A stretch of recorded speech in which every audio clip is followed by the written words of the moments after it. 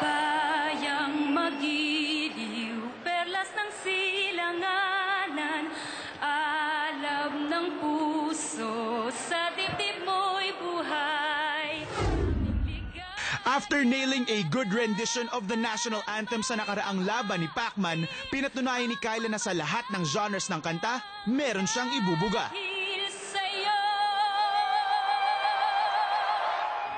Kaya naman she continues to inspire fellow performers na ginagaya ang kanyang style. From her voice to her looks. Isa na rito si Karina May Totaan, a 23-year-old medical transcriptionist and nursing graduate from Cavite. Yung nagustuhan ko kay Kyla kasi napakasimple lang niya. As in, sobrang down to earth. Tapos, ang galing niyang maglaro ng boses. Talagang pag pinapakinggan mo siya, as in, feel good music talaga. She is hailed as a singing sensation of Magwayan Creative Scholars Guild of Pamantasan ng Lungsod ng Maynila. But aside from her powerhouse voice, another thing that sets Karen apart from other Kyla fanatics...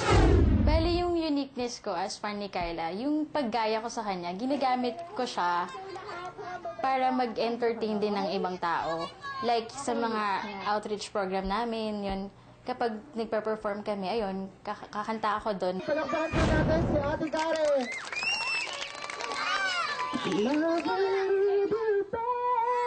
Someday I just know that love will lead you back to my heart. Ang PLM Magwayan Creative Scholars Guild kasi ay isang non-profit organization sa PLM. So lahat talaga ay pursigido talaga sa talento. Kaya naman naisip namin na dahil ito'y God-given talent, gusto naman namin pamahagi ito sa mga taga-Maynila rin, ng mga kabataan. Tulad dito sa Barangay 274, Zone 25. Kasi pag kumakanta kasi ako, tapos nakikita yung mga batang natutuwa sila kasi kinakantahan sila, malaking bagay na para sa amin yun.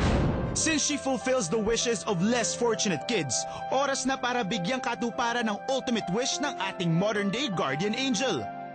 Yung ultimate wish ko lang naman, pag nakita ko si Kyla, sana mabigyan ako ng chance na makaduet siya ulit.